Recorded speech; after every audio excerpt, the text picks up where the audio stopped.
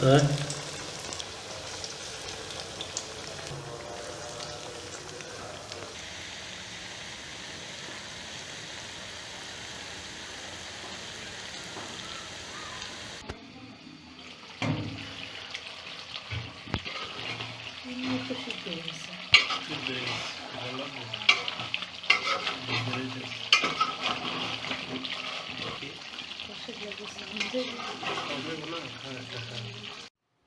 আসসালামু আলাইকুম everyone, welcome back to Swarnayan Shahin blogs. আশা করছি আল্লাহর অশেষ রহমতে সবাই অনেক ভালো আছো। আলহামদুলিল্লাহ আমরাও ভালো আছি। দেখতে দেখতে রমজান মাস কিন্তু পুরো শেষের দিকে, শেষই হয়ে গেল। তো এই পবিত্র রমজান মাসের শুরুতে যেমন আমাদের গৃহিণীদের অনেক অনেক কাজ গুছিয়ে নিতে হয়, অনেক কাজ হচ্ছে আগে থেকেই গুছিয়ে করে নিতে হয়, যাতে মানে রমজানটা খুব সুন্দর করে কাটাতে পারি পুরো রমজান মাসটা। ঠিক ওই রকমই যখন ঈদ আসে, ঈদের আগে কিন্তু রমজানের শেষ দিনগুলোতেও কিন্তু খুব ব্যস্ততার সাথে কাটানো হয়, কাটাতে হয় আর কি। সংসারের বিভিন্ন কাজ টাজ করতে হয়, কারণ ঈদের পরেই কিন্তু বাসায় অনেক মেহমান আসে, আত্মীয় স্বজন আসে। তো সেই জন্য দেখা যায় যে মাছ মাংসের মুরগির বাজার সদাই করে বা শুকনা মুদি সদাই যেগুলো থাকে ওইগুলো করে কিন্তু আগে গুছিয়ে ফ্রিজে রাখতে হয়, তারপর সব কিছু ঠিকঠাক করে রেখে দিতে হয়, যাতে মেহমান আসলে আর কোনো কষ্ট না হয়। তো এই তো ঈদ উপলক্ষে আমাদের বাসায় যেহেতু আমাদের ঘরে মাছটা একটু বেশি খাওয়া হয় মাংসের তুলনায়, গোস্তর তুলনায় আমাদের ঘরে মাছটা বেশি খাওয়া হয়। আমরা সবাই মাছ বেশি খাই আর কি, গোস্তের থেকে। গোস্তও খাই, তো মাছও আমাদের ঘরে একটু মাছটা বেশি খাওয়া হয় আর কি। তো এখানে তোমাদের ভাইয়া অনেক পদের মাছ নিয়ে আসছে। তো ইলিশ মাছ, তারপর পাবদা মাছ, শিং মাছ, তারপর রুই নলা, আর এখানে পাঁচমিশালি যেমন চিংড়ি, টাকি, পোয়া, তারপর আরও কয়েক পদের আর কি পাঁচমিশালি মাছ ছিল। আর এখানে জাটকা মাছ। তো দুই পদের জাটকা মাছ নিয়ে আসছে, একটা সাগরের, একটা নদীর। আর এখানে পোয়া মাছ। তো এই পোয়া মাছগুলো কিন্তু নদীর। তো পোয়া মাছ আমার শাশুড়ি মায়ের অনেক পছন্দের একটা মাছ আর কি, উনি খুব পছন্দ করে খায়। তো তোমাদের ভাইয়া যখনই বাজারে যায় তার মার পছন্দের পোয়া মাছ নিয়ে আসে আর কি সবসময়ই। তো এখানে 3 কেজি পোয়া মাছ ছিল, অনেক মাছ। তো এই মাছ কাটতে কাটতে অনেক বেলা হয়ে গিয়েছিল। তারপর তো ইফতার বানাতে হবে, তারপর আরও কাজকর্ম রান্নাবান্না থাকে।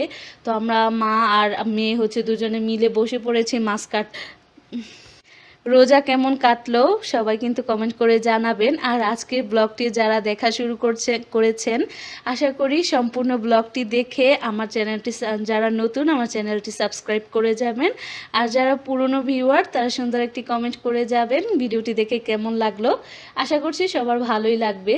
তো গ্রামের মানুষ আমরা, তো আমরা মানে যেভাবে রান্নাবাড়ি করি সেগুলোই কিন্তু আপনাদের সাথে সেভাবেই শেয়ার করি। আলাদাভাবে কোনো অনেক কিছুই আলাদাভাবে ভিডিওতে দেখানোর জন্য কোনো কিছু করি না, বাস্তবে যা করতেছি সেটাই কিন্তু রেকর্ড করা হচ্ছে। তো এখানে মা ইলিশ মাছগুলো কেটে নিচ্ছে, তো আমি ভিডিও করতেছিলাম। ইলিশ মাছগুলো কাটা শেষ হয়ে যাওয়ার পরে কিন্তু মোবাইল রেখে দিয়ে একদম সব মাছ কেটে কুটে ধুইতে মনে করেন 3টার মতো বেজে গিয়েছিল।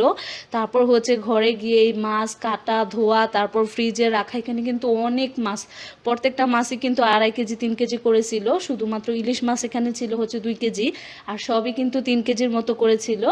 2.5 কেজি 3 কেজি জাটকা মাছ, 2 পদের জাটকা মাছ 2.5 কেজি করেছিল, 5 কেজি। আর এই যে ছোট মাছ পাঁচমিশালি, এগুলো ছিল 2 কেজি। তারপর নলা মাছ, ওইগুলো কিন্তু 2.5 কেজির মতো ছিল। তো এই তো সব মাছ কেটে কুটে ধুয়ে রেখে ফ্রিজে, তারপর ইফতার বানাবো।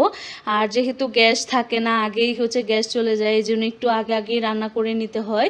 তো আজকে ভাবতেছি যে এত মাছ, কিন্তু মাছ রান্না করি নাই, মুরগি রান্না করছি। মুরগি সকালবেলায় আপনাদের ভাইয়া যখন বাজারে গেছিল মাছ আনতে, তো আগের দিন মুরগি আনছিল, তো সেখান থেকে একটা মুরগি পুরো রেখে দিছিলাম। আমি ব্রয়লার মুরগি যেভাবে রান্না করি সবসময় সেভাবেই আজকে শর্টকাটে রান্না করে ফেলবো। তারপর আপনাদের ভাইয়া বলতেছিল যে একটু পোলাও রান্না করতে, তো এই জন্য একটু পোলাও রান্না করলাম। তো এই তো খুব ঝটপট করে রান্না বান্না করতেছি। তো আপনাদের কার কার আজকের ব্লগটি দেখে কেমন লাগলো কমেন্ট করে কিন্তু জানাবেন, জানাতে ভুলবেন না। আর মাছগুলো কেমন হয়েছে সেটাও কিন্তু কমেন্ট করে জানাবেন। বেশিরভাগই কিন্তু নদীর মাছ ছিল। তো তো এই তো মুরগির মাংস বসাচ্ছি, পেঁয়াজ, তেজপাতা, এলাচ, দারুচিনি, হলুদের গুঁড়া, মরিচের গুঁড়া, লবণ, আদা রসুন বাটা, জিরা, ধনিয়া এগুলো দিয়ে হচ্ছে ভালো করে কষিয়ে নিছি। আর আজকে একটা পুরো আস্ত মুরগি নিছি আর কি, মুরগি থেকে আর হচ্ছে কোনো কিছু রাখি নাই। তো সারাদিন রোজা রেখে তারপর ইফতার করে কিন্তু ভিডিও তৈরি করতে খুব কষ্ট হয়। আপু ভাইয়েরা প্লিজ পুরো ভিডিওটি টেনে টেনে দেখবেন না, পুরো ভিডিওটি দেখে যাবেন স্কিপ না করে। আর আশা করি ভিডিওটি দেখে খুব সুন্দর একটি কমেন্ট করে যাবেন। আর এই যে আমাদের ক্ষেতের আলু, তো এর আগে হচ্ছে একবার আলু লাগাইছিলাম, তো সেগুলো হয়েছিল কি একদম শক্ত ছিল আর কি, যতই জাল দিতাম লবণ দিয়ে সিদ্ধ করতে বসাইলেও যে দেখা যেত 1 ঘন্টার ওপরে ধরে হচ্ছে সিদ্ধ করলেও সিদ্ধ হতো না। আর আমি সবসময় মাংসের মধ্যে হচ্ছে গরম পানি দিই, গরম পানি দিলে এই গোস্তটা আপনি কম মশলায় রান্না করলেও দেখা যায় যে খেতে ভালো লাগে আর কি। তো আগেই হচ্ছে একটু পানি গরম করে রেখে দিই। তো এখানে হচ্ছে পোলাও রান্না করব। তো পোলাও রান্না করার জন্য তেজপাতা, এলাচ, দারচিনি, তারপর হচ্ছে পেঁয়াজ কুচি দিয়ে হচ্ছে খুব সিম্পলভাবে হচ্ছে আজকে রান্না করতেছি। তো চালটা ভেজে নিব, চালটা ভেজে নিয়ে যতটুকু চাল নিব তার দ্বিগুণ পরিমাণ পানি দিব, দিয়ে হচ্ছে পোলাওটা রান্না করে নিব। কাঁচামরিচ দিব, গুঁড়া দুধ দিব, আদা রসুন বাটা দিব। তো এইগুলো দিয়ে হচ্ছে নেড়ে চেড়ে ভেজে পরিমাণ মতো পানি দিয়ে গুঁড়া দুধ দিয়ে কিন্তু কাঁচামরিচ দিয়ে রান্না করে নিব। ওই যে ওই পাশে চুলায় হচ্ছে গ্যাস চলে গেছে, তো যে গ্যাস একদম কমে গিয়েছিল, তো এই কম গ্যাসে বসায় রাখলে ভাতটা নরম হয়ে যেত, এই জন্য আবার সিলিন্ডার গ্যাসে নিয়ে গেলাম। তো এই তো এখন হচ্ছে খাওয়া দাওয়া করতেছি। তো মুরগির গোস্ত পোলাওয়ের সাথে কিন্তু ইফতারও বানিয়ে নিয়েছিলাম, কুমড়ানি বানিয়েছিলাম, আমাদের ক্ষেতের মিষ্টি কুমড়া দিয়ে কুমড়ানি বানিয়েছিলাম। তারপর হচ্ছে এই যে পেঁয়াজও বানাইছিলাম।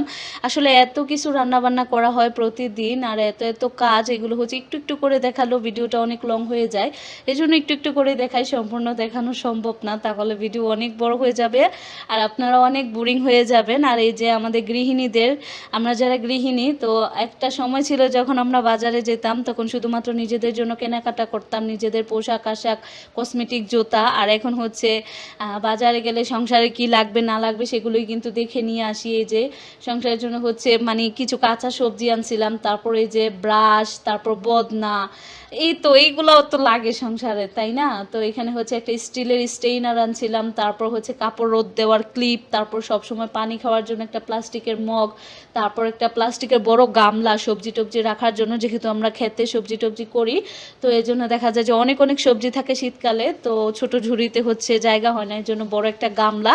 আর আমাদের বড় সিলভারের যে বলটা ছিল ওইটা হচ্ছে নষ্ট হয়ে গেছে, ভেঙে গেছে, এই জন্য এই বড় বলটা নিয়ে আসছি। আর এই যে ঝুড়ি টুড়ি অনেক কিছু নিয়ে আসা হয়েছিল বাজার থেকে। তো এই তো আজকের ব্লগটা ছিল এই পর্যন্তই, খুবই সিম্পলভাবে আজকের ব্লগটি তৈরি করেছি। আশা করছি আপনারা সবাই ভিডিওটি দেখে একটি সুন্দর লাইক দিয়ে একটা সুন্দর কমেন্ট করে যাবেন। সবাই ভালো থাকবেন, সুস্থ থাকবেন, আল্লাহ হাফেজ।